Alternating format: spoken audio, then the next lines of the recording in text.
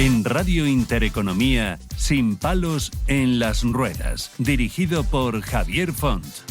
Este programa te lo ofrece tu farmacia de confianza con el apoyo de Vidafarma.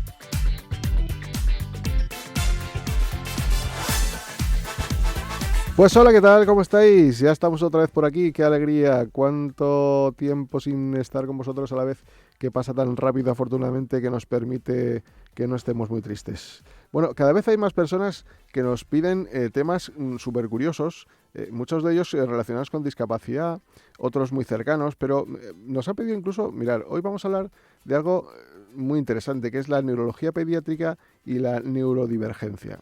Sí, no es esto como la película de Divergentes, no.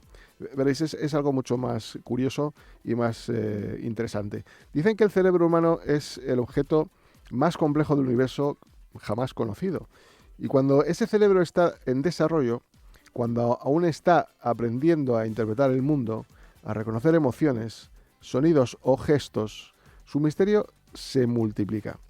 La neurología pediátrica, esa rama apasionante que se dedica a estudiar el sistema nervioso de la infancia, no solo observa neuronas, también observa historias, vínculos, formas únicas de ser y de sentir.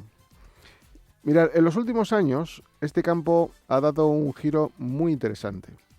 Ya no hablamos solo de patología, sino de neurodivergencia. Una palabra que nos invita a mirar la diferencia no como un defecto, sino como una variación natural de la mente humana. Niños y niñas con autismo, con TDA, con dislexia o con epilepsia no son menos capaces, son diferentes en su modo de procesar la realidad. Simplemente eso. Y esa diferencia, comprendida y acompañada, puede ser una fuente inmensa de creatividad, sensibilidad y talento. La neurología pediátrica es una disciplina joven si la comparamos con otras ramas de la medicina. Su objetivo es comprender cómo se forma, cómo madura y se adapta el cerebro infantil ante los desafíos del crecimiento. Mirad, desde los primeros meses de vida, millones de conexiones neuronales se crean cada segundo. Es un proceso realmente vertiginoso, influido por la genética, la nutrición, el entorno emocional y las experiencias sensoriales, tan importantes para el desarrollo de cualquier menor. Los especialistas en neurología infantil se enfrentan a un doble reto: diagnosticar precozmente los trastornos del desarrollo neurológico y acompañar a las familias, que no es poco, en un proceso muchas veces largo, emocionante, intenso, tedioso. En las últimas décadas, los avances en neuroimagen, por ejemplo, como la resonancia magnética funcional o la tractografía, han permitido observar el cerebro en acción, mostrando cómo se comunican las distintas áreas cerebrales. Gracias a estas herramientas, hoy sabemos que el cerebro infantil no es una versión pequeña del cerebro adulto, ¿no? Es una estructura plástica, dinámica, capaz de reorganizarse y compensar funciones perdidas con una flexibilidad asombrosa.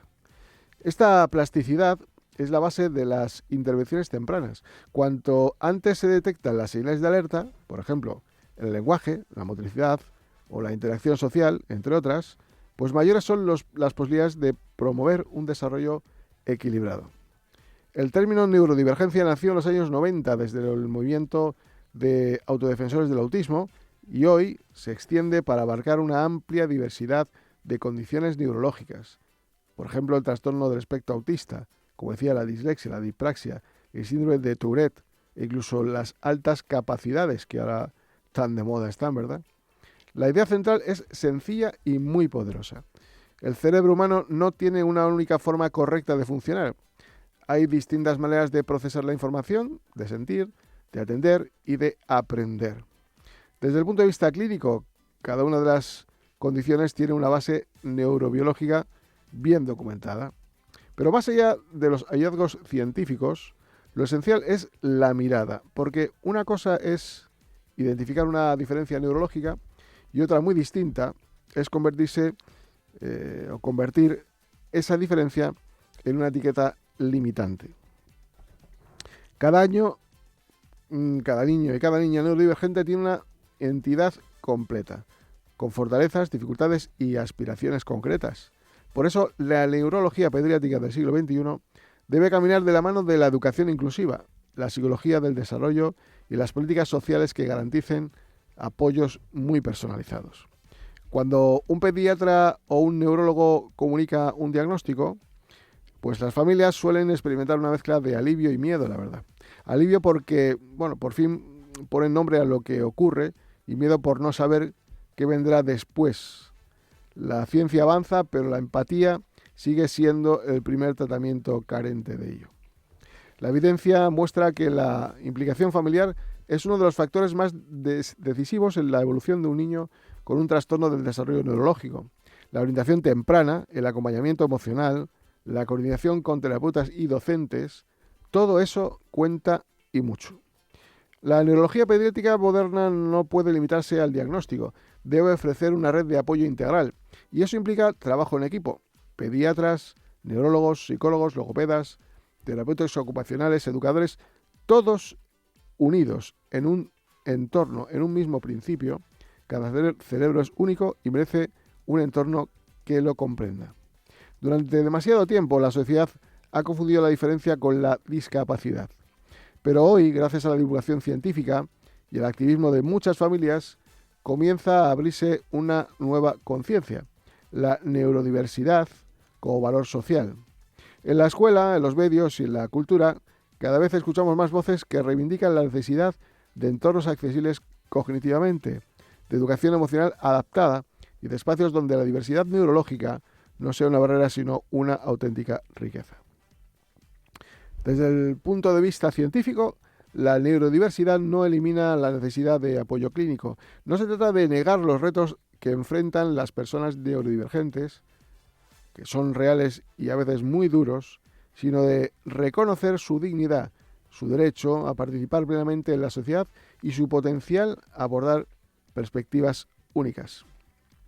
Pero miren, junto a la tecnología, por ejemplo, también habrá que cuidar lo esencial, el vínculo humano, porque ninguna máquina puede sustituir la mirada de una madre, el gesto del terapeuta que acompaña con paciencia, o la escuela que abre sus puertas a la diversidad sin prejuicios. La neurología pediátrica y la neurodivergencia nos enseñan una lección que trasciende sobre todo la medicina, que la diversidad cerebral es parte del patrimonio humano, que detrás de cada diagnóstico hay una historia de superación, una familia en búsqueda y un niño o niña que merece ser visto, comprendido y querido tal como es. Quizá el mayor descubrimiento de la neurología moderna no sea cómo funcionan las neuronas, sino cómo aprendemos a convivir con la diversidad que ellas crean.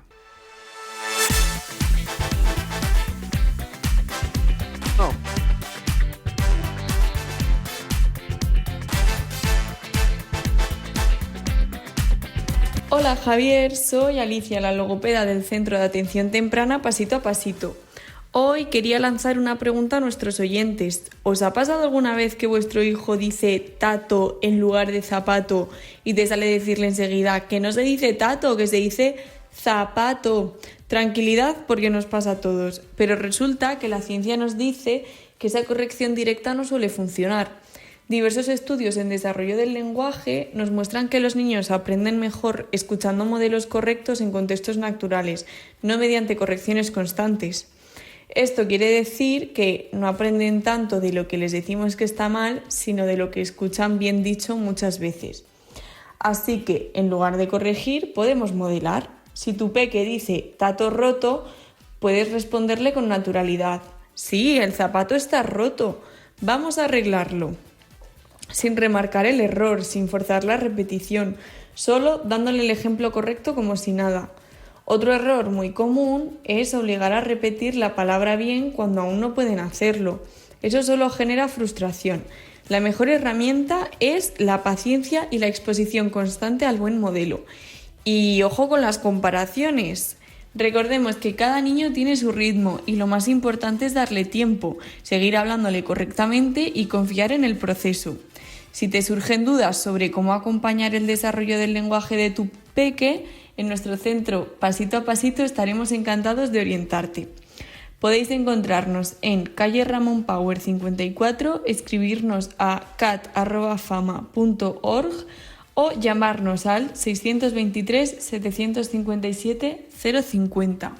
623 757 050. Pues muchas gracias, Alicia, gracias a todo el equipo de Pasito a Pasito. Ahí tienen cualquier información que quieran, desde luego nuestro equipo les va a atender fantásticamente y dándoles consejos para evitar, o detectar futuras cuestiones que puedan mejorar la calidad de vida de tantas y tantas personas. Y ahora con esto comenzamos el primer tema del día.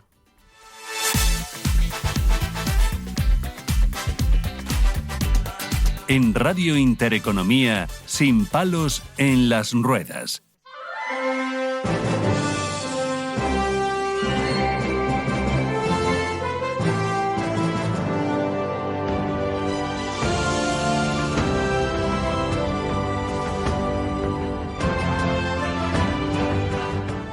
Bueno, pues ahora, antes de entrar en neurología y neurodivergencia, vamos a hablar de otros temas también muy interesantes. Parece que hablamos de futuro, porque vamos a hablar de genética y dietética, algo interesante para aquellas personas que, piensen que después de las Navidades viene el momento adecuado para empezárselo a tomar en serio esto de hacer un poquito de régimen o ir al gimnasio, estas cosas, ¿no?, que suelen pasar. Después de verano y después de Navidades puede ocurrir. Miren, la nitrogenómica estudia cómo los genes influyen en la forma en que el cuerpo procesa los alimentos. A través de un test genético pues se realizan variantes de un ADN, por ejemplo, que afectan, entre otras cuestiones, al metabolismo de grasas, carbohidratos, proteínas, absorción, en fin. Y bueno, pues la verdad que puede hacerse a través de distintas formas. Puede hacerse a través de la toma de muestra de saliva, de la mucosa bucal, en fin, varias cuestiones. Pero para ello, mejor que lo que les estoy contando, seguro mucho mejor, hemos invitado a Andrea Márquez, que es nutricionista experta en este ámbito, y que le queremos preguntar, ¿qué es esto de la nutrigenómica? Buenos días, ¿qué tal? Hola, buenos días. Gracias por venir. Gracias a vosotros. ¿Y qué es esto de la nutrigenómica? Bueno, pues efectivamente, como bien has explicado, se trata de ver cómo influye la expresión genética en nuestra alimentación, o al revés, la alimentación en nuestra expresión génica, y cómo influye esto luego pues en el procesamiento de todos los macronutrientes y micronutrientes, como serían pues los carbohidratos, las proteínas, los aminoácidos, las vitaminas, los minerales, y cómo puede influir esto finalmente pues en todo el tema que comentamos, ¿no?, de la ganancia o pérdida de peso, la respuesta al ejercicio físico y un poco todo lo que tiene que ver con estos aspectos. Yo siempre lo digo, que cuando una persona está en silla de ruedas o tiene la movilidad reducida, claro, el hacer deporte es prácticamente imposible, ¿no? Entonces, de alguna manera también podríamos analizar ese ADN para verificar qué alimentos pueden engordar o pueden generar, inflamación en el cuerpo, pueden hacer que las digestiones sean peores. En fin, ¿qué podemos hacer para mejorar la calidad de vida en ese ámbito cuando una persona tiene movilidad reducida? Bueno, es cierto que hoy en día la movilidad reducida es un hándicap para la pérdida de peso, por lo que bien has dicho, que es la dificultad de realizar actividad física. Sí que podemos realmente ver cuál es la respuesta de una persona con movilidad reducida genéticamente a la alimentación. Es decir, podemos ver si hay una mayor dificultad para la metabolización de los hidratos de carbono, o bien de las proteínas o bien de las grasas. También qué vitaminas y qué minerales absorbe mejor. No olvidemos que al final las vitaminas y los minerales intervienen en todos los procesos metabólicos, que muchas veces pensamos que no son tan importantes, pero sí lo son.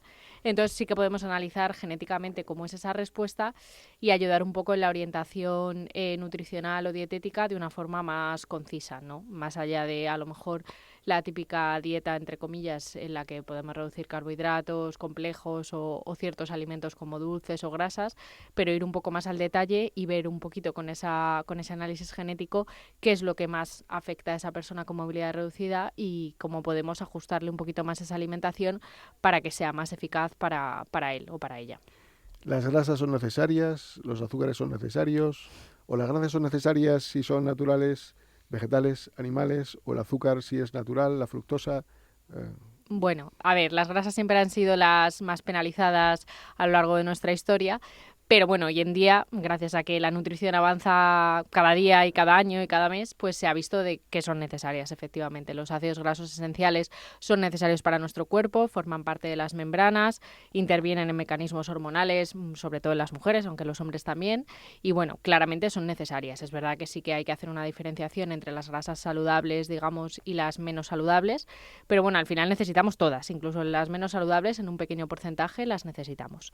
Así que bueno, claramente la grasa es necesaria y tiene que estar en nuestra dieta diaria.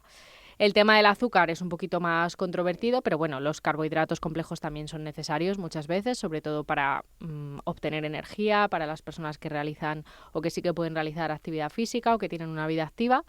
Y sí que es cierto que los azúcares sencillos, pues bueno, cada vez está más visto y más estudiado que son menos necesarios y que efectivamente generan esas reacciones pues de inflamación que muchas veces vemos en el cuerpo. Entonces, bueno, es lo que tratamos de educar hoy en día en nuestra sociedad en las consultas, pues que al final esos azúcares sencillos es lo que poco a poco hay que ir reduciendo lo máximo posible o eliminando, y el resto de alimentos, pues todos son necesarios, todos los macronutrientes, y hay que equilibrarlos simplemente.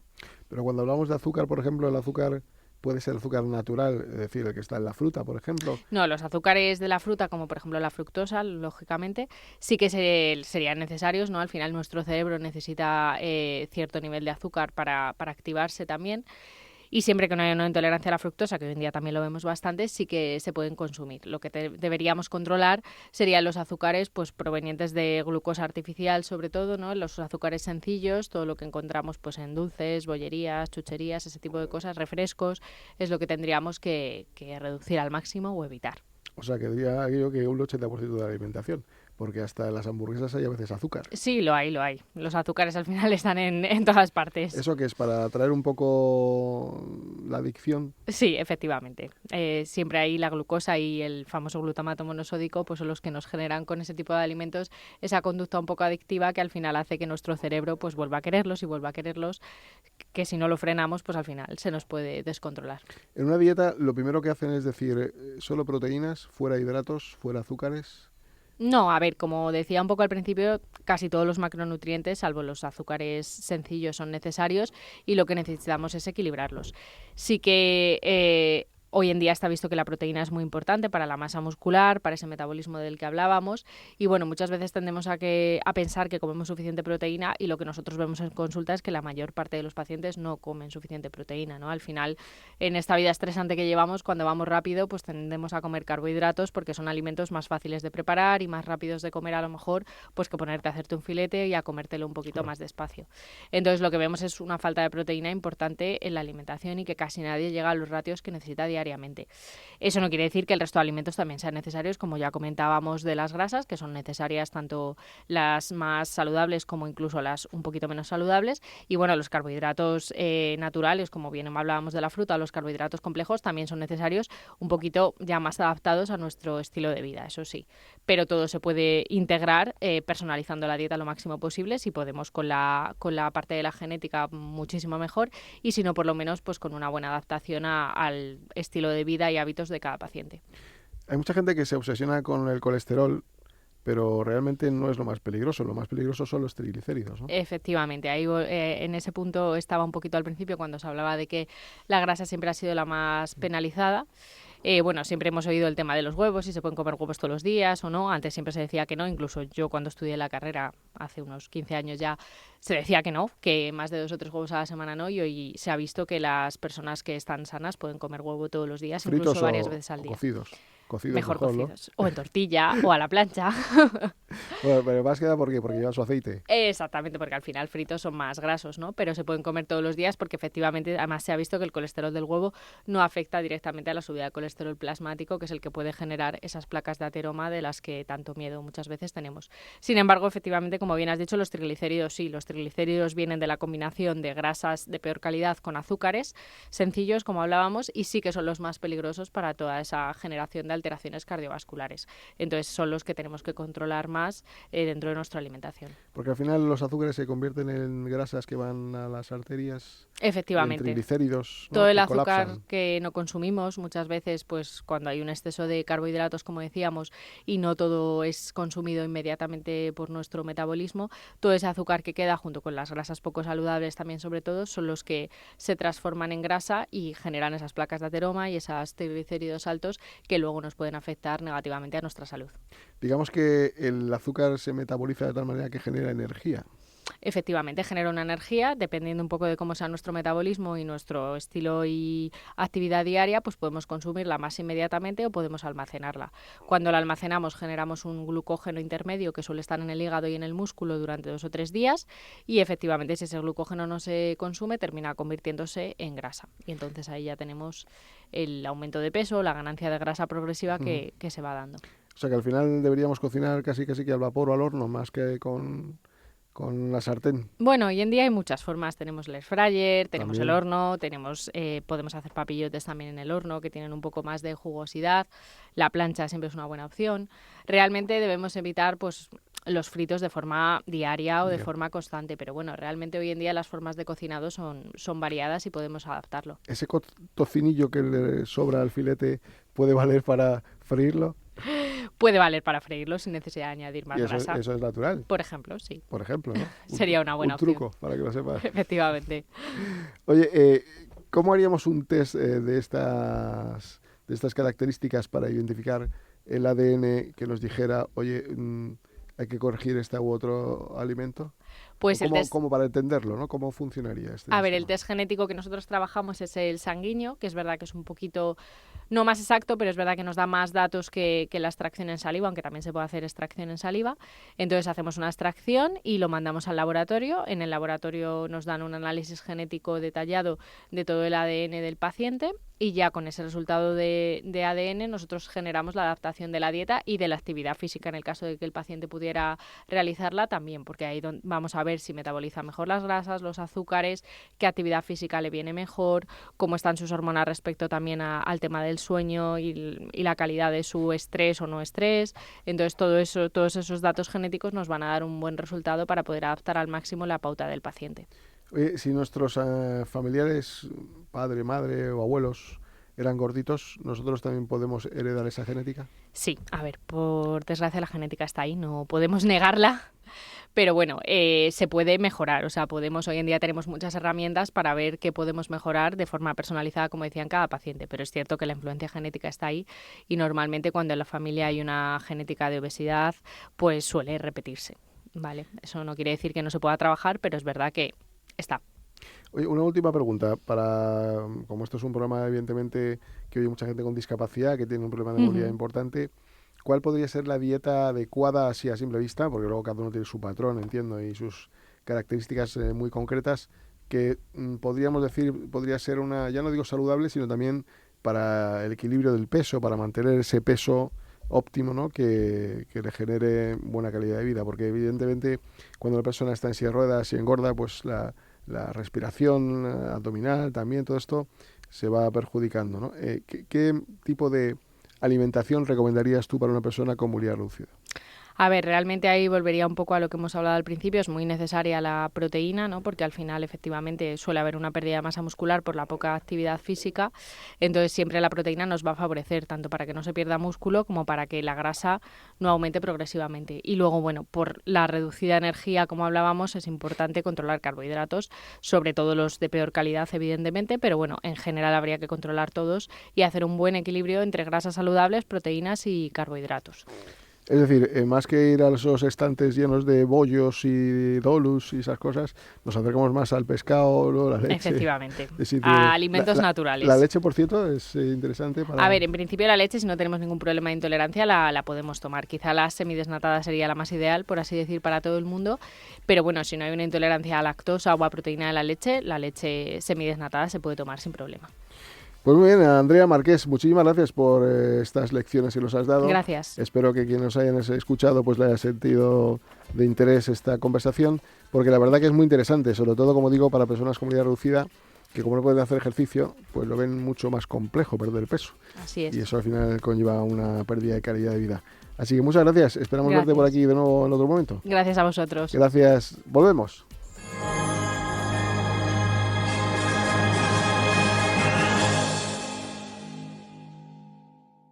El exceso de peso no es solo una cuestión de imagen, es salud, bienestar y calidad de vida. En IMEO te ayudamos a alcanzar un peso saludable con tratamientos médicos personalizados y seguros. Mejora tu energía, protege tu corazón y gana años de vida. Visítanos en imeovisidad.com y empieza hoy tu cambio. IMEO, cuidamos de ti. ¿Te has sentido atrapada o atrapado en tu casa por culpa de una escalera? ¿Te has perdido planes por barreras que impedían tu movilidad? No lo dudes, contacta con el Gabinete de Accesibilidad de Fundación 360. Te asesoramos, informamos y te ayudamos con proyectos, planes e informes. Llama al 91 593 35 50 o escribe a odat@famma.org con el apoyo de Fundación Montemadrid y CaixaBank.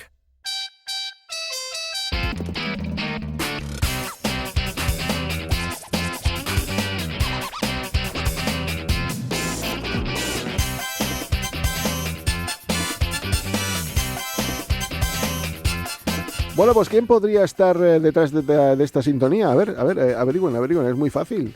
Solamente Miriam Fernández. ¿Qué tal, Miriam? Muy buenas, Javier, ¿qué tal estás? Muy bien, ¿cómo estás? Pues mira, muy bien. Hoy no he podido ir al estudio, con lo que me hubiese gustado verte. Ya, joder. Pero sabes que esta sección son cosas curiosas que pasan y a mí me ha pasado una cosa que te tengo que contar. Y es que se me ha caído un tornillo literalmente, ¿vale? ¿Pero del andador? Sí, no de la cabeza, que podría ser, porque sino... siempre hay mal pensado. Efectivamente, sino del andador, del descapotable. Vale. Y bueno, pues hasta que mi señor marido no vaya a pasarlo por boxes a la ferretería, pues no puedo salir de casa. Bueno, que sea pronto el arreglo, que sea pronto. Sí, ya hablaré de esto otro día, Javier, porque la gente no se imagina cómo una pieza diminuta de lo que son tus piernas, en este caso, se cae, se pierde y puede cambiar tu día entero. Pues mira, como que hoy no estés aquí con nosotros, por ejemplo. Totalmente, Así que totalmente. Nada. Bueno, ojalá que se pase pronto eso. Vamos a reírnos un poco, si te parece. Vale, pues hoy vengo a hablar de coches, pero no los de carreras, sino esos que pasan por donde no deben y sin permiso. De los fantoches. Esos... Dime. De los fantoches. Eso, de los fantoches. Quita el coche fantoche. Esos que van pilotados por una especie que no solo está en peligro, no está en peligro de extinción, sino que encima se reproducen con alegría. Esos que aparcan en plazas reservadas y sin tarjeta. Ah, qué bien. Esta situación la hemos vivido muchos. Esos ciudadanos que ven el cartel, las rayas azules, la señal y aún así, con todo su par, aparcan. Claro. Salen del coche, ponen cara de aquí, no ha pasado nada, aunque tengan el morro metido hasta la señal y se esté viendo perfectamente. Y luego cuando apareces tú con tu tarjeta, tu derecho y tu cara de no me lo creo, se hacen los locos, ¿sí o no? Eso es. Esto pasa siempre. A todas horas, a cada momento, sí señor. Eso es. Y en ese preciso instante en el que ya estás con la vena en la frente y el pito en la mano, no me entendáis mal, ¿vale? Sí. Se acercan como si nada y te sueltan el mítico "han sido 2 minutitos". Y te dan ganas de decirle, eso es lo que te dice tu novia cada sábado, ¿verdad, campeón? Bueno, pues eso. Y el caso es que no es una persona con una emergencia o con un caso de vida o muerte, no le estás viendo ahí que se haya atragantado con una aceituna. Es un señor que ha parado en el momento más oportuno a comprar tomates y dignidad. Claro. De pronto se hace el silencio, esa pausa dramática, que me hace pensar, Miri, tranquila, ¿no? Le observo, resoplo como a cámara lenta, me empieza a subir el calor hasta las orejas y cuando ya mi cara parece una cafetera italiana a punto de reventar, ¿qué hago? Pito. Pero no un pipí educado, un pito largo, un pito en ráfagas, pito con ritmo, vamos, las 9ª sinfonía de Beethoven. Y todo esto mientras los vecinos cotillas se asoman por las ventanas y seguramente piensan, pues mírala, una coja amargada más, claro, cómo no va a estar la muchacha con lo que tiene encima. Claro. Porque para algunos ser cojo y además feliz, pues parece del todo incompatible y yo no sé por qué. Así que, como buena coja amargada, yo agarro el móvil, llamo a la poli y justo cuando ya voy por matrícula, número y marca, aparece el colega en cuestión. Chándal, gafas de sol y una riñonera del Rayo Vallecano. Tan tranquilo. Yo bajo la ventanilla y con el ladrido de un rottweiler con hambre le suelto: mira, chaval, la próxima vez te empapelo. O sea, esto es real, ¿vale? Además, siempre era el mismo tipo que aparcaba donde no tenía que aparcar, y es que de verdad siempre veía el mismo coche en el mismo lugar y estuve a punto, reincidente total, que esto ya es, vamos, para rizar el rizo. Pero antes de que se vaya, pues ya va con cara de asustadillo porque ya ha visto mi carácter, le echo un último pitido, pero de esos con intención y con mensaje. ¿Por qué? Porque esta situación, Javier, a mí, no sé a ti, pero ya llega un punto que te hierve la fucking sangre con esto. Porque lo que me molesta no es solo el coche, sino la actitud con la que te miran, la forma de ocupar lo que no es suyo, como si se lo hubieran ganado en un tirapichón. Así es. Y mira, pues es para decirles: yo también tengo prisa, pero tengo prisa para que se respeten las normas, las necesidades sociales y no tener que pelear cada derecho como si estuvieran en oferta, porque es así.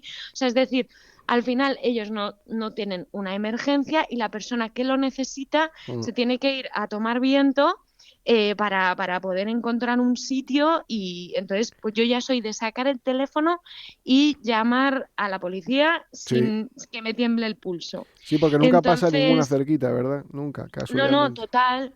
Entonces, pues bueno, Javier, yo te quería preguntar si tú eres más de dejar pasar la situación o de sacar el pito. No, yo intento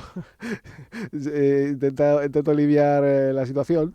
El pito me lo guardo para otro momento, pero lo intento aliviar porque además lo que suelo hacer es llamar a la policía, o simplemente les digo: mirad, estáis dejando el coche mal, por aquí viene el señor que mira por estas cosas, os va a multar. Y entonces automáticamente es como que se les enciende una lucecita y rápidamente lo cambia, ¿sabes? Yo intento no alterarme, porque es que además se alteran, oye, es que además se encaran incluso. He tenido yo alguna trifulca con algún transportista amable, de los que luego cuando tú aparques en su sitio, así, eso de los 5 minutos casi te pinchan las 4 ruedas, en fin, unas movidas tremendas.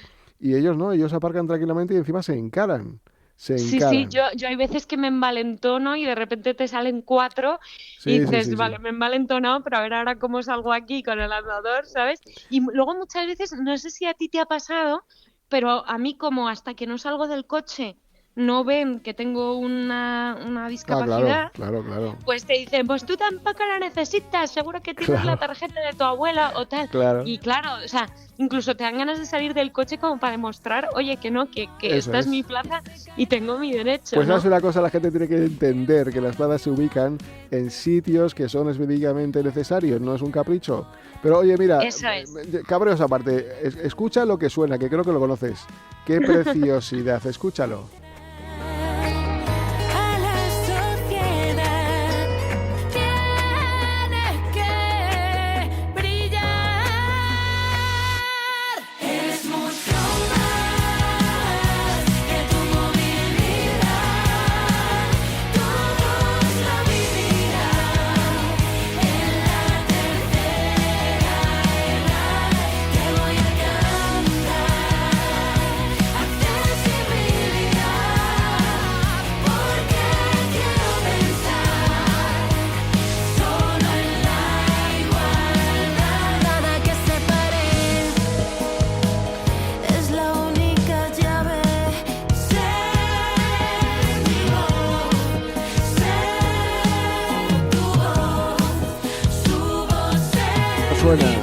Qué bonito suena.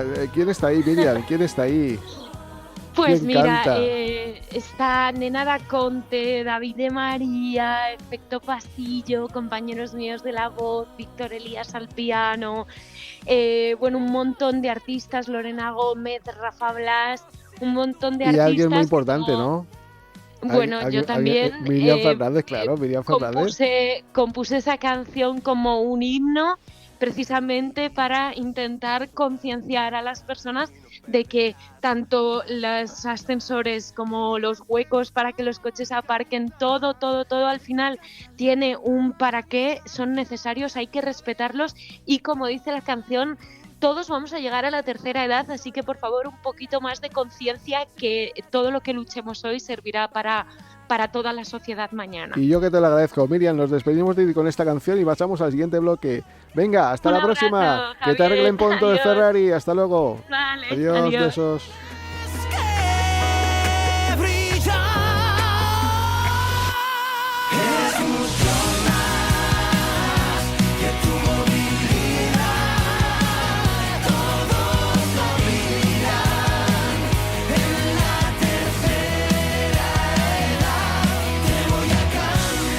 En Radio Intereconomía, Sin palos en las ruedas, dirigido por Javier Font.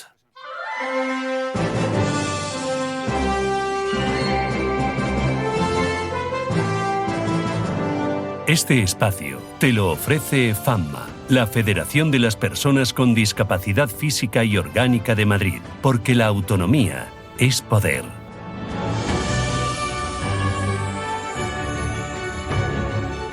Bueno, pues ahora vamos a hablar de algo también que nos interesa a todos, por cuanto podemos entender que es una enfermedad o discapacidad no muy prevalente, y que de alguna manera, pues para algunas de las personas que a veces se sienten muy solas porque no son enfermedades que se conozcan y las dificultades se acrecentan, pues hemos querido traer a colación pues una patología que se llama síndrome de Morquino, y que ni más ni menos es un trastorno hereditario que está causado por deficiencias de enzimas que descomponen ciertos tipos de azúcares complejos, ¿no?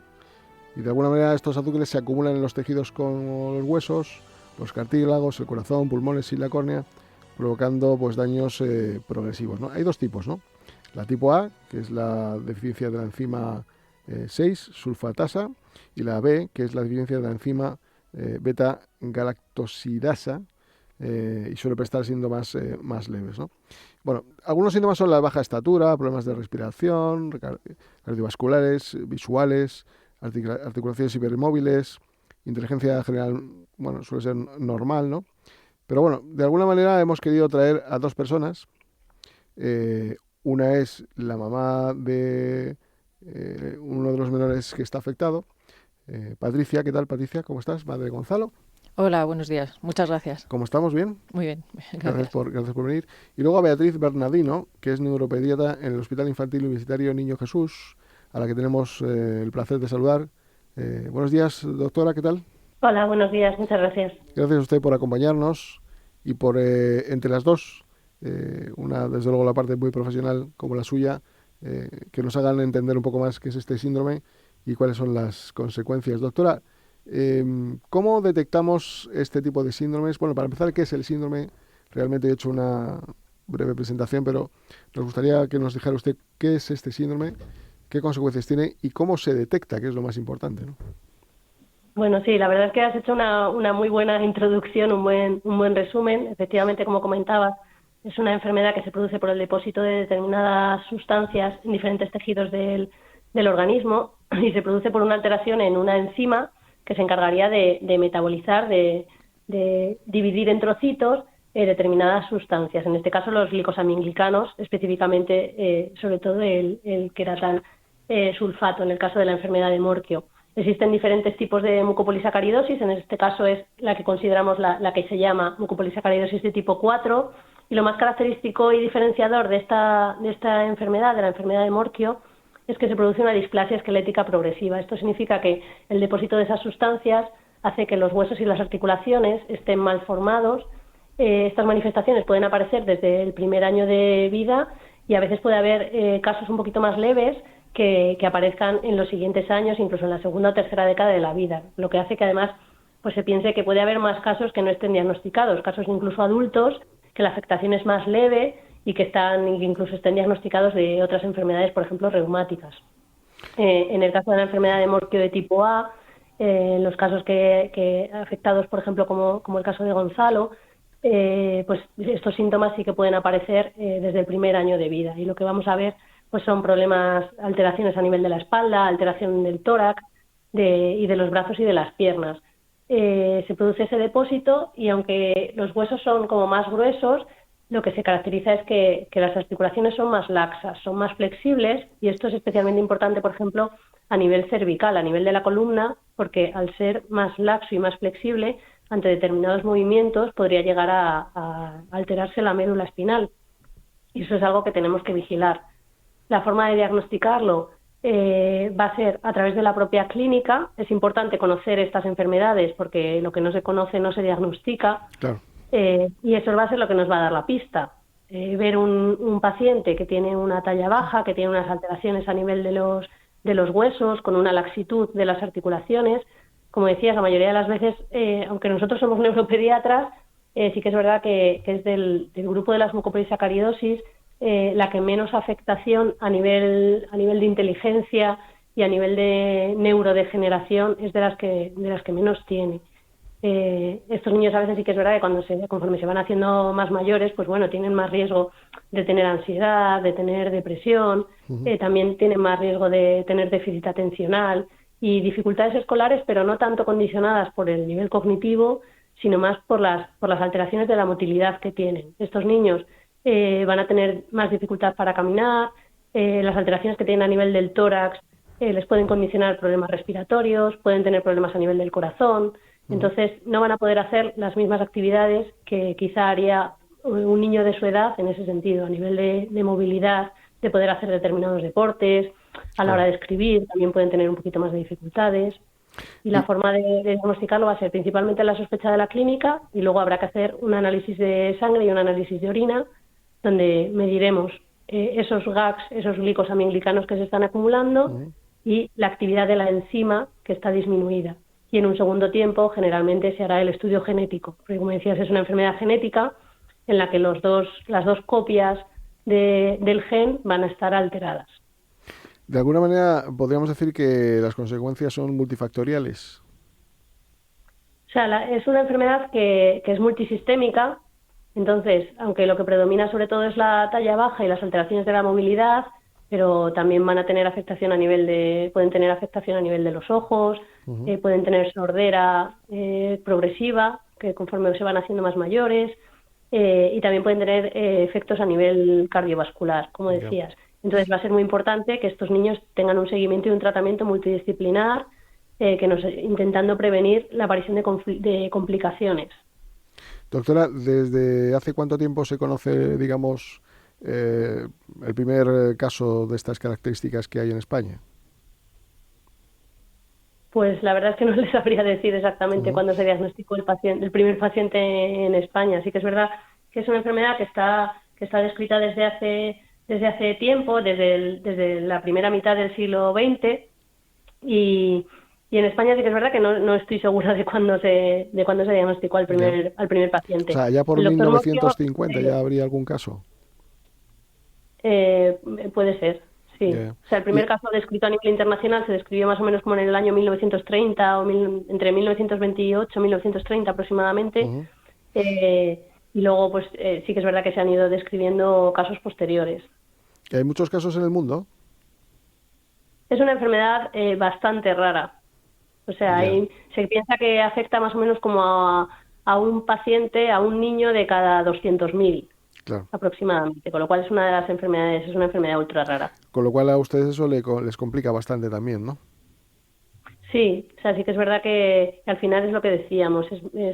Sí, cuando has visto un caso, sí que es verdad que tienes el ojo un poco más pendiente de cuando veas otros casos similares, pero es una enfermedad que es muy infrecuente, entonces, bueno, pues es importante conocer este grupo de enfermedades para poderlas diagnosticar lo más precozmente posible y para poder dar apoyo a las familias e iniciar los tratamientos que principalmente son de soporte lo antes posible.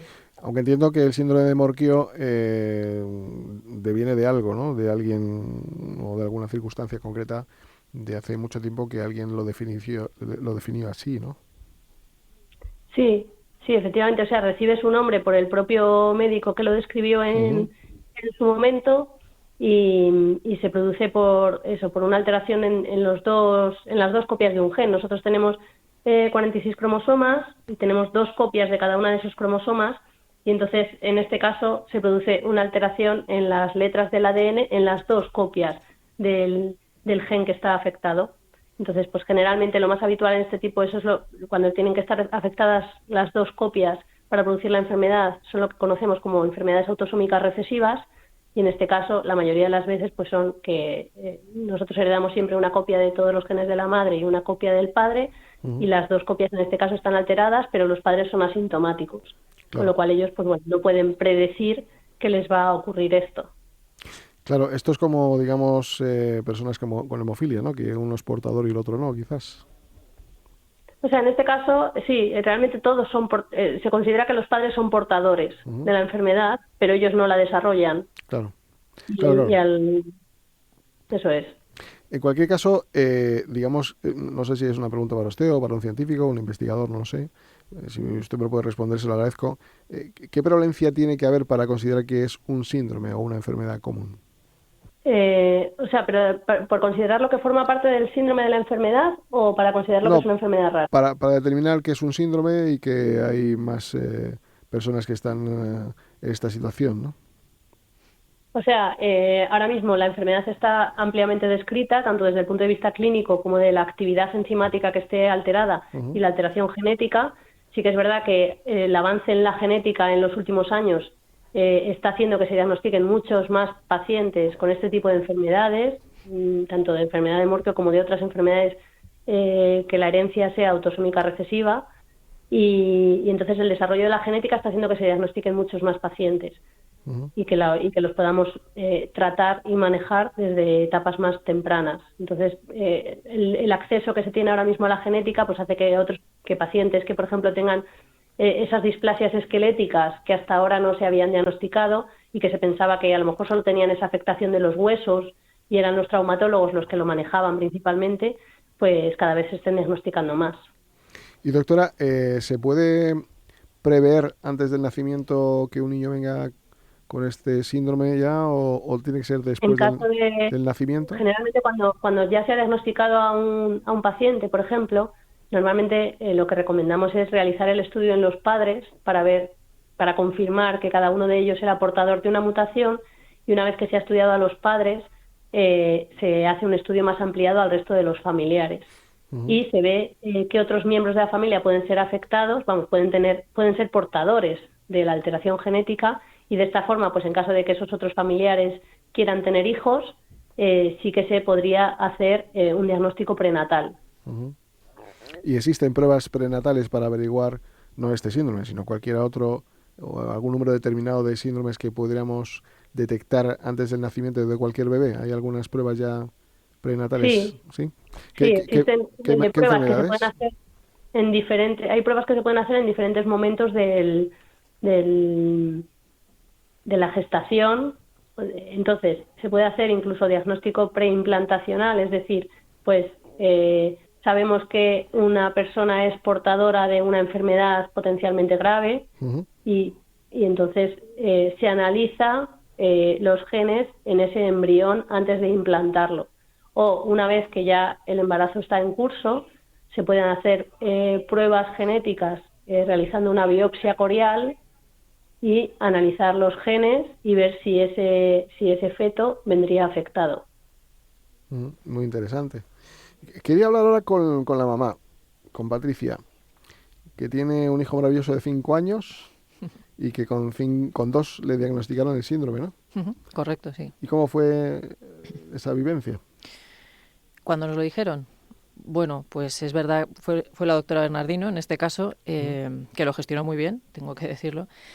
Y bueno, es verdad que cuando te dan un diagnóstico así, bueno, veníamos un poco preparados porque cuando fuimos a la consulta la primera vez, pues ella ya me dijo, oye, tuvo muy buen ojo y la verdad es que todas las pruebas las dirigió hacia esta enfermedad.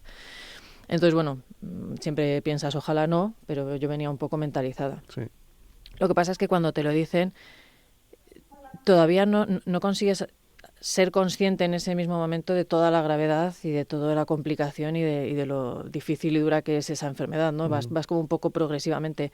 En ese momento, pues hombre, se te bloquea un poco la cabeza, te empiezan a explicar cosas y luego ya pues sigues preguntando progresivamente, claro, porque es además pues un mundo muy muy complejo, ¿no? Por lo menos para la gente que no somos de medicina, claro, pues de repente te metes en un bucle en el que nosotros pasamos por 15 especialidades, 14 o bueno, de 13, 15 especialidades médicas, entonces claro, pues tienes que empezar a entender todo lo que implica y la gravedad, pues es que ya tardas como en... o sea, no es que no entiendas que no es algo grave, ¿no? Pero tardamos un poco en entender toda la enfermedad, luego nos pusimos nosotros pues a investigar, a preguntar. Claro. Vamos, vivimos para ir por esto ahora. Claro. Imagino.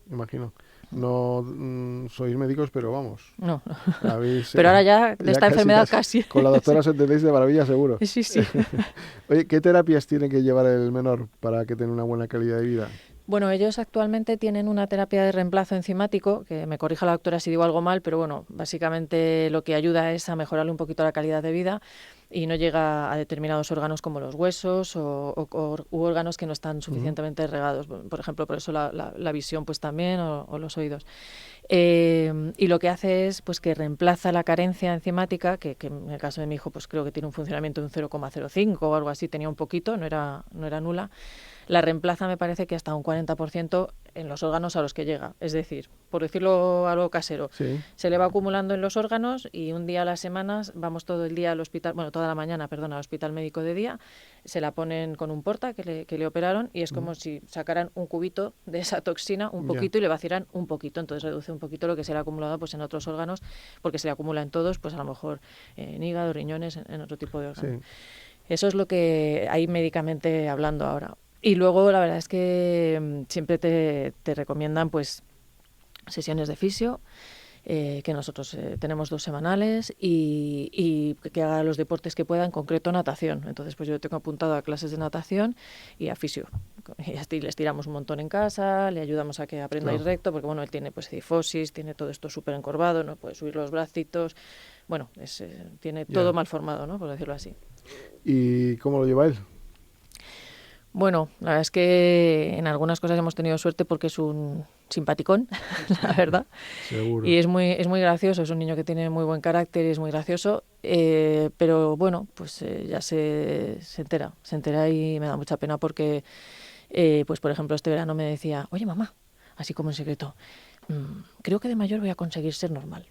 O él te dice que estos son sus secretos, ¿no? Y se señala el porta, su piquito y sus gafas. Y que él sabe pues que él es diferente. Y bueno, pues vamos a cumpleaños de niños, que además pues estamos entrando en una edad de 5 años, que son muy brutotes, claro. Yo tengo otro mayor y es que tienen que pasar por ahí, ¿no? Y empiezan a jugar pues con las camas elásticas, que él no puede, con los coches de choque, que tampoco puede, pues muchas cosas. Y el último cumpleaños, que fue este sábado, pues según entró, vio lo que había y se puso a llorar. Y me dijo que se quería quedar conmigo porque también él tiene 5 años, pero se ha quedado a una altura de 2, porque ya se le ha parado el crecimiento. Entonces él se da cuenta de que tiene limitaciones, se pone a jugar al pilla-pilla y viene y se queda conmigo porque pues no corre tanto como los de su edad. Entonces, bueno, pues poco a poco. ¿Y los otros niños qué tal lo han acogido? ¿Los del cole o su hermano? Sí, los del cole. Los del cole, bien, la verdad es que de momento bien. También es verdad que son muy pequeñitos y todavía no da lugar a cosas, pero por ejemplo sí que ya me contó que el otro día se le acercó un niño y le dijo, a ver, ábrete el botón, porque es verdad que tiene el pectum carinatum súper marcado. De los niños, ¿no? Claro, si es que eso tampoco, pobrecitos míos, si es que al final también lo hacen sin... Claro. Pero bueno, él de momento en el cole pues es verdad que están siendo muy cariñosos y pues con mucho cuidado y pues están siempre muy pendientes, y la profesora de este año pues el otro día me decía en la tutoría, no, para mí lo más importante es que Gonzalo haga lo que haga todo el mundo, que él se sienta súper integrado. Porque es verdad que en el día a día, si entra en clase para sentarte a escuchar una clase, excepto que mejor que se siente con las piernitas de una forma o de otra, y tampoco pasa nada si no, puede hacer la vida normal. El tema es pues cuando tienen que subir escaleras o bajarlas, pues que de momento los demás llevan con más libertad, ya le tienen que dar la mano, y cuando llegan las clases de gimnasia pues él tiene limitaciones, no puede hacer volteretas, pinos, pero bueno, más o menos se apaña y le gusta mucho. Y luego lo que sí que es en el patio, pues es que es muy complicado, él no le da la pierna para subir para tirarse por el tobogán, bueno, pues muchas limitaciones cuando hay escalones. ¿Cómo se mueve? ¿Camina o va en silla? Camina, de momento camina, sí, más despacito y se cansa, Pero bueno, bien, yo creo que en ese sentido, como le estamos metiendo mucha caña, por decirlo así, y le estamos ayudando mucho, de momento bien, le veo, bueno, no va ágil y corre, bueno. Pero sí puede caminar, usa mucho el patinete, por ejemplo, que le resulta muy cómodo. ¿Y cognitivamente bien el aprendizaje? Sí. No sé, te diría que demasiado bien, sí. Bueno, pero eso ya por otro motivo, ¿no? Porque se despiste o lo que sea. No, va muy bien. Me dicen siempre, madre mía, qué listo es. No, es que habla por los codos. Para la edad que tiene, pues se expresa muy bien y habla muy bien. Y en el hospital también pues pasa por el psicólogo. Y me dicen, no, de momento el niño, va súper bien, muy inteligente y tal. Bueno, pues bien. Bueno, eso está bien. Luego ya veremos si nos vuelve un vago, pero... Doctora, ¿hay alguna medicación que mejore la calidad de vida o que cure esta patología? ¿O se está investigando?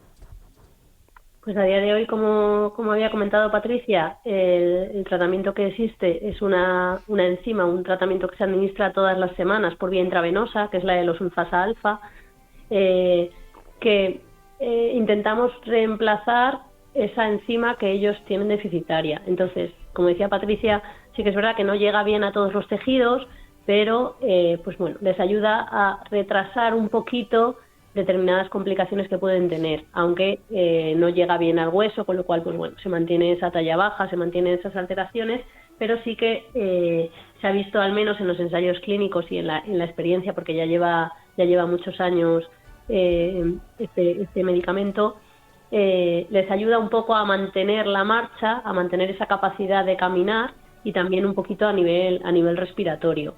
Y actualmente sí que es verdad que, igual que comentábamos que hay un boom de los estudios genéticos para el diagnóstico, también se están desarrollando algunas terapia génica para intentar reemplazar no la enzima, sino intentar curar, por decirlo de alguna manera, el propio gen que está alterado.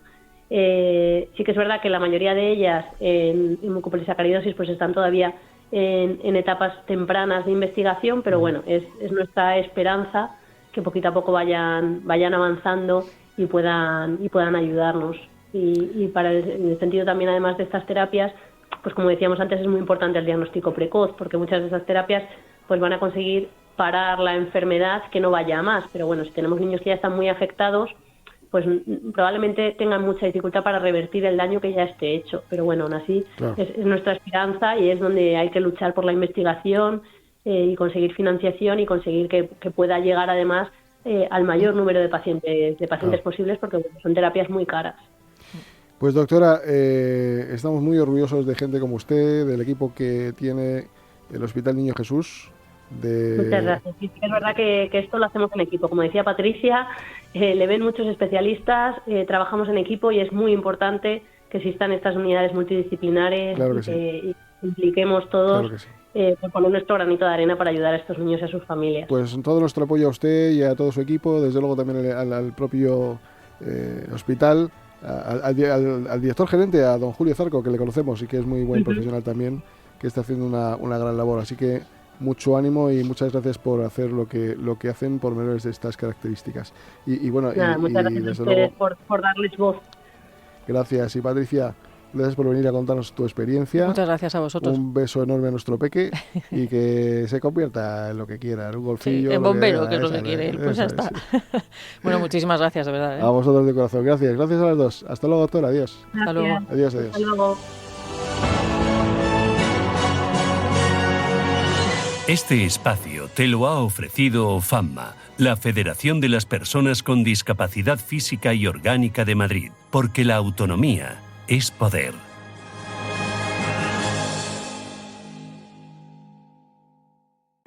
Piso de 90 metros, 4 habitaciones, acabados en mármol y muy bien situado. ¿Pero es accesible y adaptado para una persona en silla de ruedas como vimos? Sí, solamente hay un pequeño escalón. Evita sorpresas. Contacta con el Gabinete de Accesibilidad de Fundación 360. Te ayudamos a valorar y mejorar la accesibilidad de cualquier espacio. Llama al 91 593 35 50 o escribe a odat@famma.org con el apoyo de Fundación Montemadrid y CaixaBank.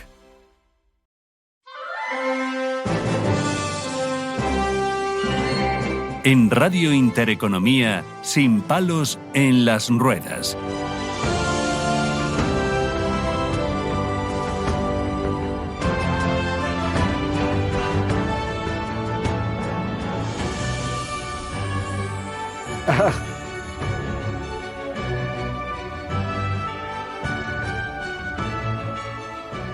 Bueno, pues ahora vamos a ir a uno de nuestros bloques fundamentales.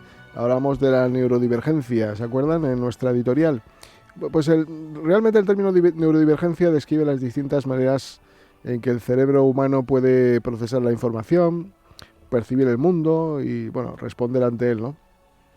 En lugar de considerar esas diferencias como errores o trastornos, pues el concepto de neurodiversidad nos invita a verlas como varias variaciones naturales del funcionamiento neurológico humano. Y para ello hemos invitado a Nerea Lindosa, que es psicóloga experta en esta materia, y queríamos preguntarle, hola, primero saludarte, ¿qué tal? ¿Cómo estás? ¿Qué significa exactamente el término neurodivergencia? Pues bueno, lo acabas de describir, ¿no? Exactamente, es la idea de entender que el cerebro pues puede funcionar de diferentes maneras. En realidad el término surge del concepto de neurodiversidad, que es inicialmente de lo que debería hablarse, ¿no? La neurodiversidad es un cambio de paradigma.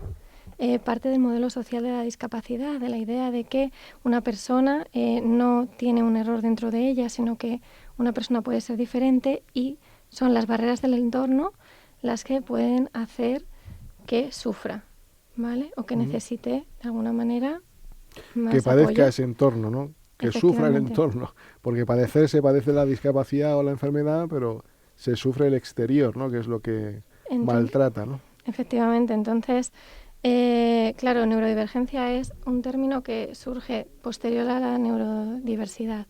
La idea de la neurodiversidad está basada realmente en la biodiversidad, en la idea de que la variación es necesaria para la supervivencia de las especies, ¿no? Y esto es algo que trajo una socióloga autista, ¿vale?, que se llama Judith Singer, casi a finales de los 90, y que buscaba un poco pues poder entenderse desde la validación también, ¿no? Y no buscar como que haya que cambiarse o adaptarse, ¿no? Claro. La dificultad que tenemos aquí es que muchas cosas funcionan a través del modelo médico, ¿no? La idea de que hay algo que hay que cambiar, ¿no? La pregunta es, ¿qué está mal con esta persona? En vez de preguntar, bueno, ¿qué podemos hacer para que esta persona deje de sufrir? ¿O cuáles son los aspectos del entorno que están afectando a la persona? Entonces, el término neurodivergencia como tal, en principio surgió de cómo los autistas, dentro de este movimiento social, que es la neurodiversidad, intentaron llamarse, ¿no?, para diferenciarse del cerebro neuronormativo o el cerebro más común, ¿no? Lo que ahora se define como neurotípico. Correcto. Entonces, ¿qué diferencia, digamos, en qué se diferencia la neurodiversidad de un diagnóstico médico? Bueno, la neurodiversidad es un cambio de paradigma donde se busca, de alguna manera, pasar de la patologización a la comprensión, ¿vale? Se busca pasar de la idea del capacitismo a una idea neuroafirmativa, donde se acompaña a la persona a ser quien es y no tanto curar o cambiar a esa persona para que se adapte a lo que el mundo espera de ellos, ¿no? Entonces, neurodivergencia implica que esas personas van a tener maneras diferentes de pensar, de sentir, de percibir el mundo en comparación a lo que se entiende como esperado o lo que la mayoría hace o experimenta. Al principio, pues evidentemente surge del movimiento social a través de los defensores del autismo, pero ahora incluye diferentes maneras de pensar. De alguna manera previene de dos palabras, ¿no? Neurológico y diversidad, ¿no? De alguna manera hay tantas posibilidades neurológicas que desde luego hay una variación tremenda, ¿no? Y muy diverso, ¿no? Claro, lo que pasa es que ahora mismo es algo que está, un cambio de paradigma que está, bueno, empezó hace bastante tiempo, ¿no? Porque a finales de los 90 sí. lleva tiempo.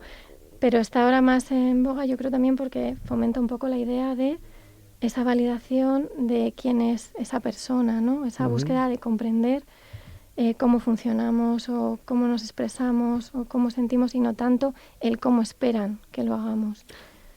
¿También tiene alguna relación con la salud mental? Bueno, eso es inevitable, ¿no?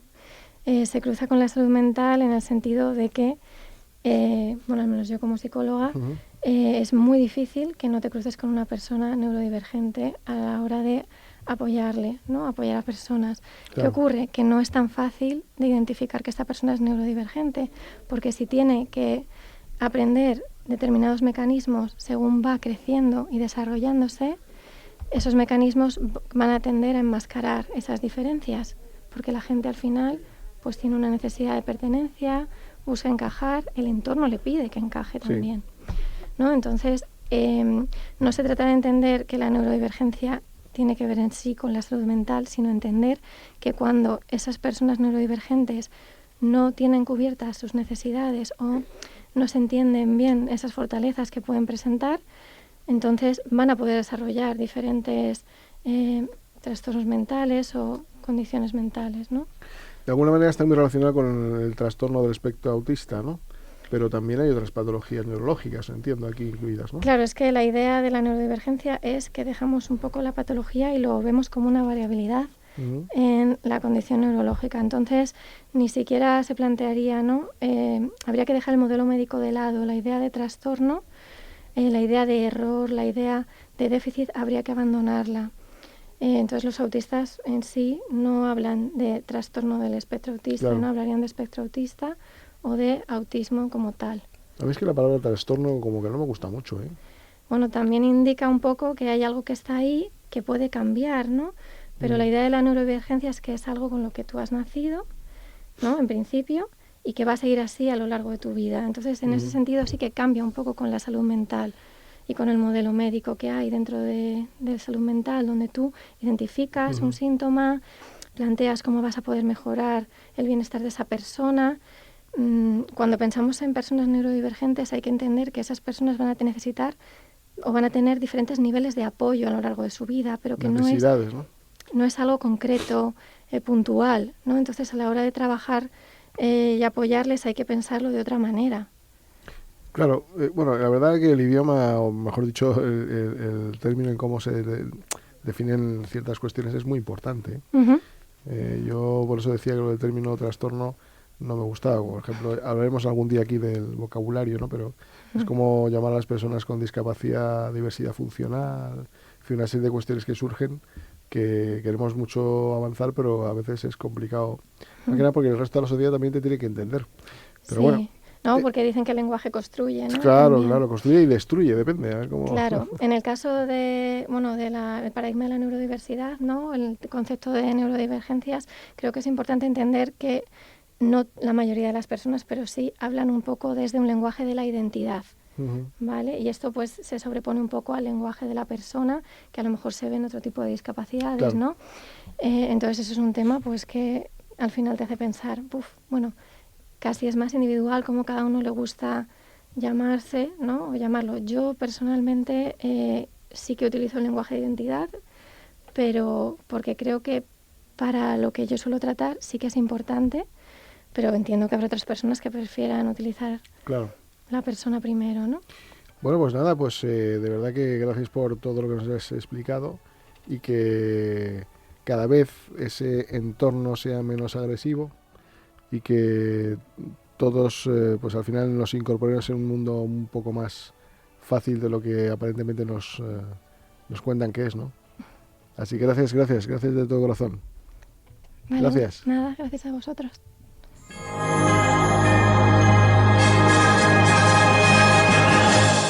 En Radio Intereconomía, Sin palos en las ruedas, dirigido por Javier Font.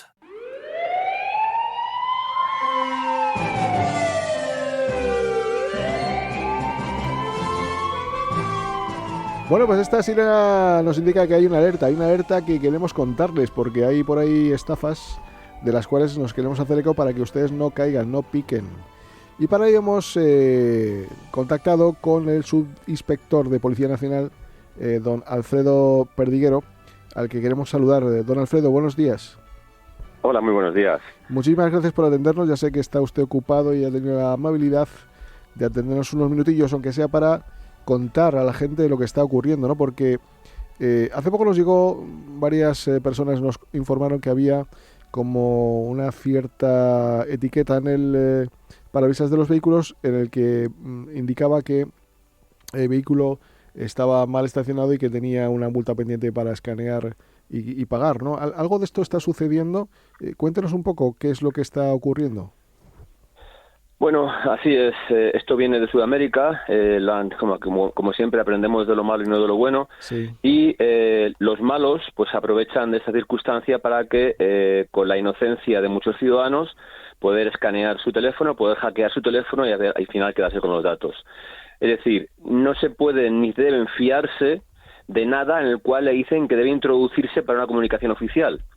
Todos los ciudadanos tienen que tener claro que los organismos oficiales comunican o mediante carta o mediante llamada un dato para que vayan a una oficina a certificar o a asegurar esos datos que le están pidiendo, pero nunca van a mandarles en un evidentemente, como usted acaba de decir, en un cristal de un coche a dejar una notificación de una multa. Por tanto, que la gente dude un poco más de las cosas y nos irá mucho mejor a todos.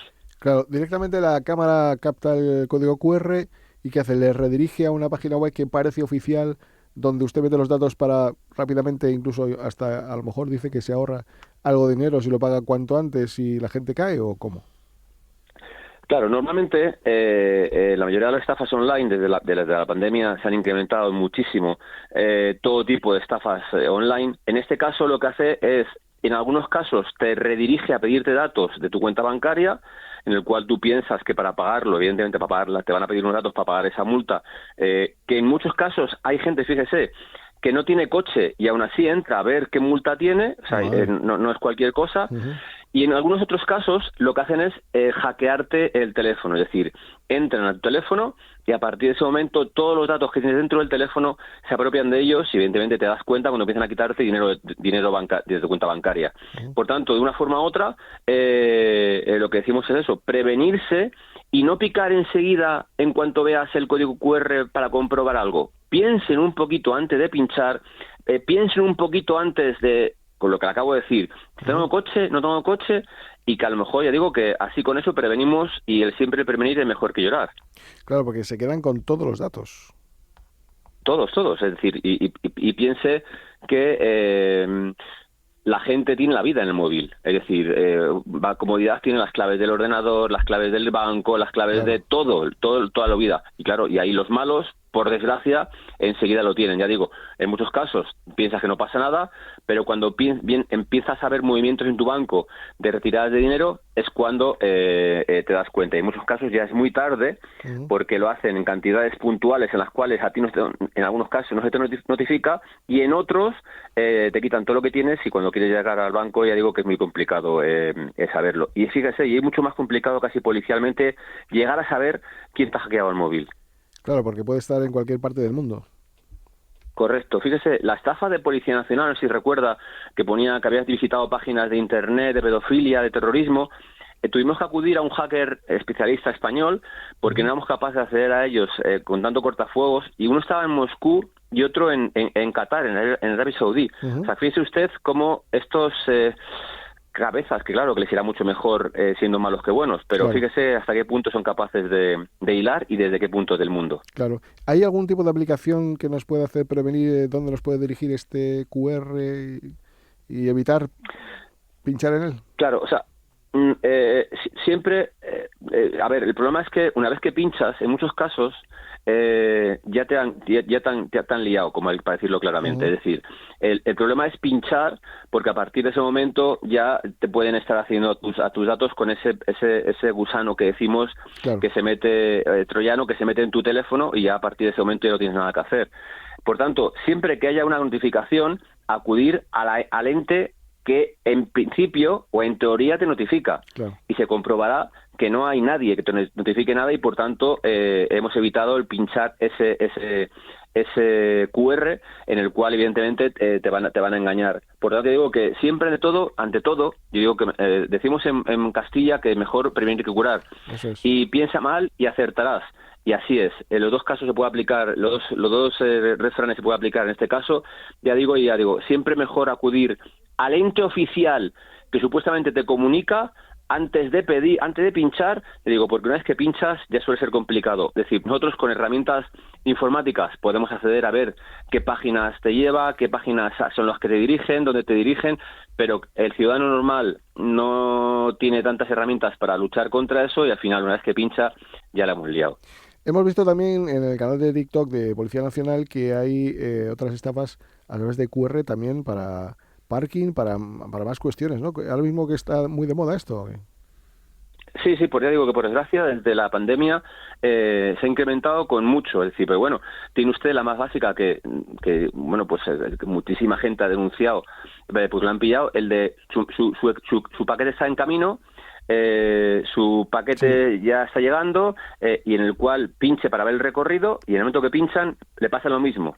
Es decir, en el momento que se pincha en ese mensaje ya la hemos liado. Es decir, ya digo, y en muchos casos mucha gente ni espera el paquete, pero la gente pincha por inocencia, voy a pensar, o por curiosidad, y al final ya digo que ya la hemos liado. Entonces, cualquier mensaje, ya sea de Seur, que no es Seur, ya sea de MRV, que no es MRV, ya sea de cualquier compañía, empresa que te manda un correo que no tienes, o sea, porque eso no es el sistema. Cualquier QR en el cual te comunican una multa, mal aparcamiento, una notificación electrónica, cualquier cosa de esas, siempre hay que ir al lugar de origen, ya digo, porque por desgracia los malos piensan mucho más en hacer mal que bien, y fíjese, yo siempre digo que si estos malos pensasen en hacer bien, España sería uno de los países más listos del mundo, pero sin embargo les es más, no sé si más gratificante o más rentable al menos, ¿no? Sí, más rentable el estar en el lado de los malos que en el lado de los buenos. Bueno, pues que sepan los malos que la policía también es muy buena, mejor que ellos, y que les cogen seguro. Así que aprendan para no ser tan malos. Gracias, Alfredo Perdiguero, su inspector de Policía Nacional. De verdad, ojalá hayamos contribuido para que otras personas no caigan en estas magníficas... Y gracias a ustedes por dar estas noticias, porque ya digo que todo lo que sea avisar a la ciudadanía siempre es bueno. Por tanto, agradecerles a ustedes este hecho. Bueno, el agradecimiento es mutuo. Gracias por todo. Buen día. Buenas gracias. Buenas tardes. Hasta luego. Adiós.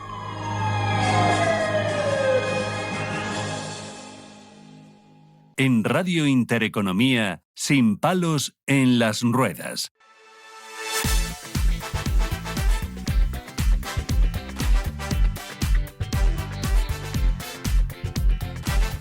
Bueno, pues nada, vamos a una parte un poco más seria, aunque muy lúdica e ilustrativa, con nuestro querido Cristian Herrera. ¿Qué tal?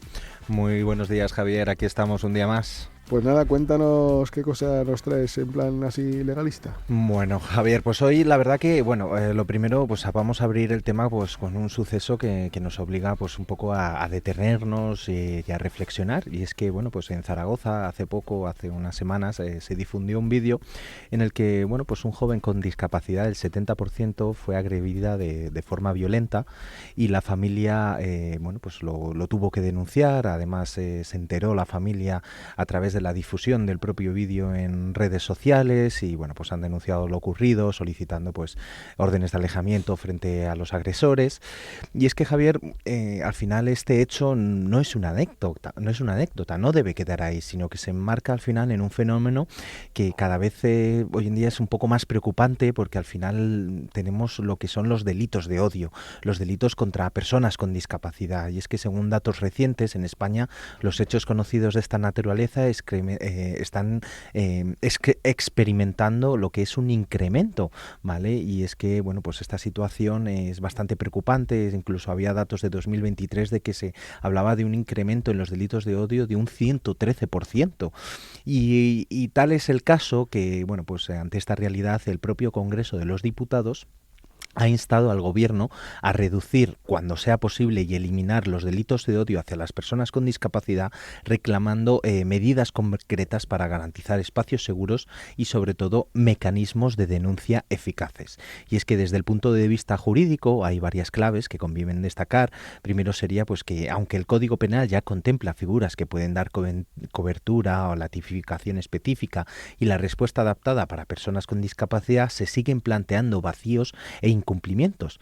También es fundamental que la víctima o su entorno conozcan cómo actuar, porque muchas veces, Javier, el desconocimiento de cómo actuar, de cómo proceder ante estas situaciones, pues es preocupante. Entonces, bueno, pues hay que tener en cuenta que hay que tener una recogida de pruebas, los partes de lesiones, cuándo solicitar esta protección, cuándo acudir a la policía o a la Guardia Civil, cómo denunciar ante la policía o la Guardia Civil, o cómo documentar la discapacidad de la persona agredida, pues son puntos importantes y fundamentales para que la víctima conozca cómo poder ejercer sus propios derechos y defenderse, desde luego, de estos agresores.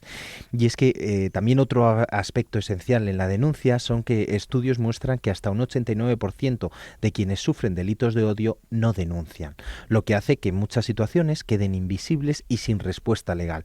Esto exige no solo la acción policial o judicial, sino también estrategias pues de prevención, sensibilización, formación de todo lo que son y engloba al canal de la denuncia, pues operadores jurídicos, policiales y, por supuesto, Javier, la eliminación de las barreras para el acceso a denunciar esta situación por las propias personas con discapacidad.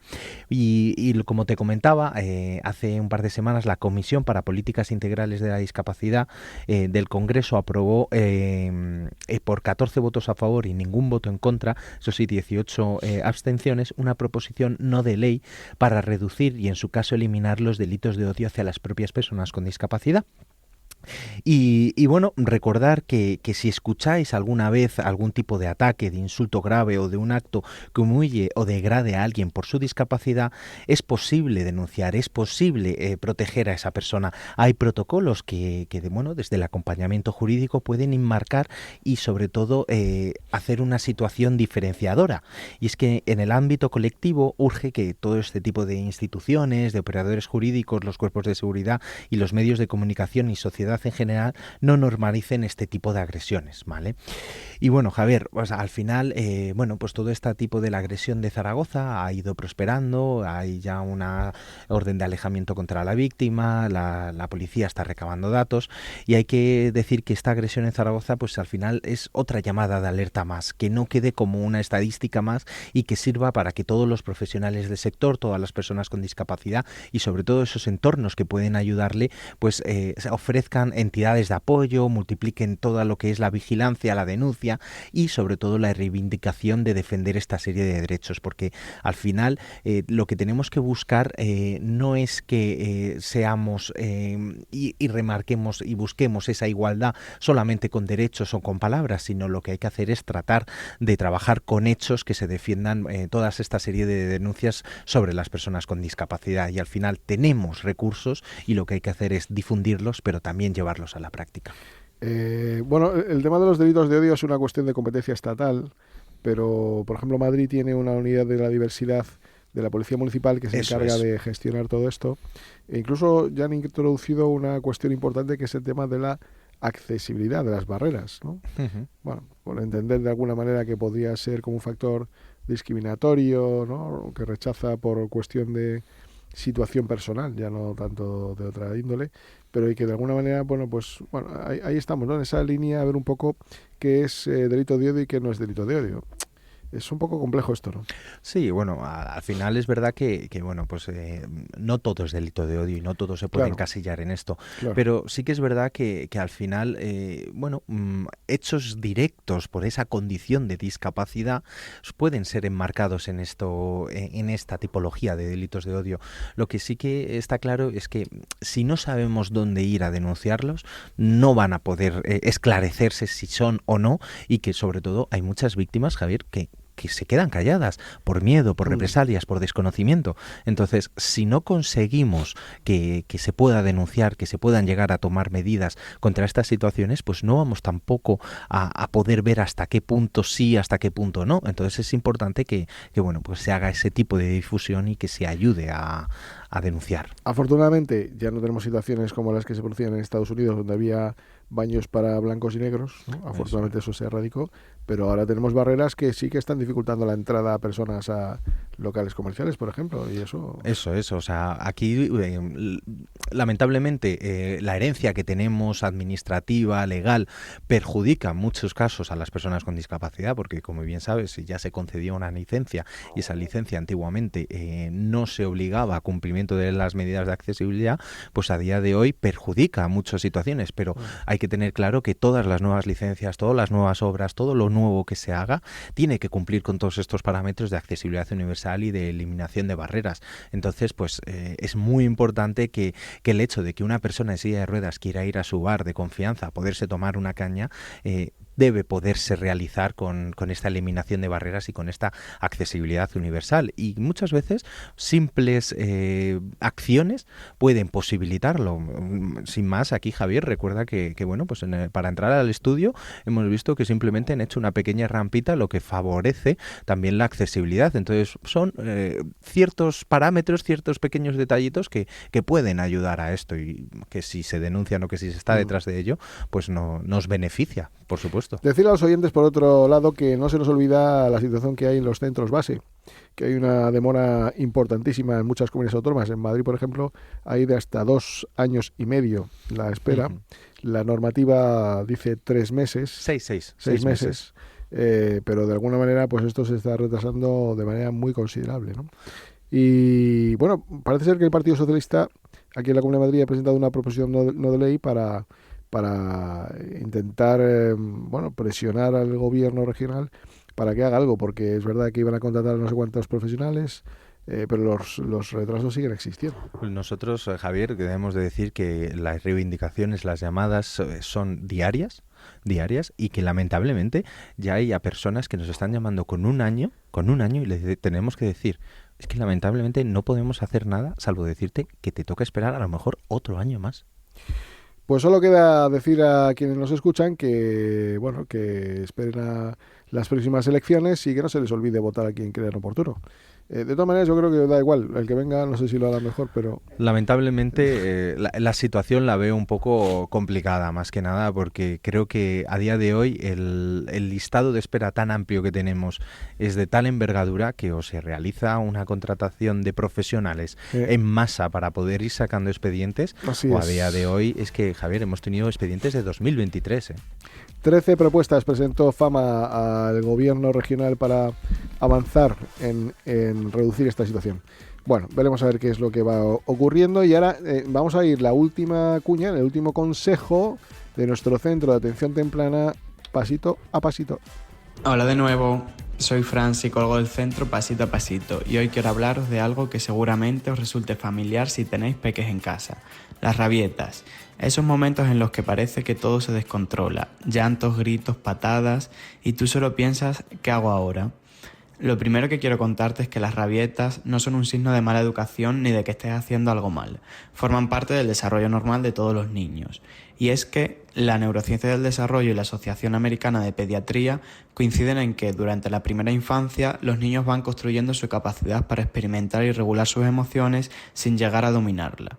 Por eso, cuando se frustran o algo no sale como esperan, pueden desbordarse. No lo hacen para retarte ni para manipular, simplemente todavía no tienen las herramientas para gestionarlo de forma autónoma. En esos momentos lo más importante no es imponer calma, sino prestarla. Puedes decir cosas como: entiendo que estás enfadado porque no quieres recoger los juguetes, pero ahora toca hacerlo. O simplemente quedarte cerca, en silencio, mostrando que estás ahí. La clave es mantener el límite sin perder la conexión, porque educar no es solo decir no, sino enseñar cómo manejar lo que se siente cuando ese no acaba llegando. También hay formas de prevenir muchas rabietas, por ejemplo, mantener rutinas, anticipar los cambios o dejar que elijan entre 2 opciones sencillas. Todo esto les da seguridad, les ayuda a sentirse con cierto control y a aprender poco a poco a regularse. En el centro Pasito a Pasito ayudamos a las familias a entender lo que hay detrás de estas conductas y a encontrar estrategias que realmente funcionen, basadas en la evidencia y adaptadas a cada niño. Si sientes que las rabietas se repiten mucho o que cada día se hace más difícil, no tienes por qué hacerlo solo. Si quieres saber más, puedes encontrarnos en calle Ramón Power 54 en el barrio de Hortaleza en Madrid, o llamarnos al 623-757-050. Repito, 623-757-050, o escribirnos al correo cat@fama.org. En Pasito a Pasito creemos que entender a los niños es el primer paso para acompañarlos y acompañarlos con respeto el camino para ayudarles a crecer. Muchas gracias, Fran, por este último consejo del día de hoy. Y nosotros pues nos vamos un poquito tristes a la vez que alegres por pensar que quedan ya solamente 6 días para volverles a ver, a oír, mejor dicho. Así que nada, sean felices, 24-7-365. Hasta la próxima, hasta luego, amigos. Este programa te lo ha ofrecido tu farmacia de confianza con el apoyo de Vidafarma.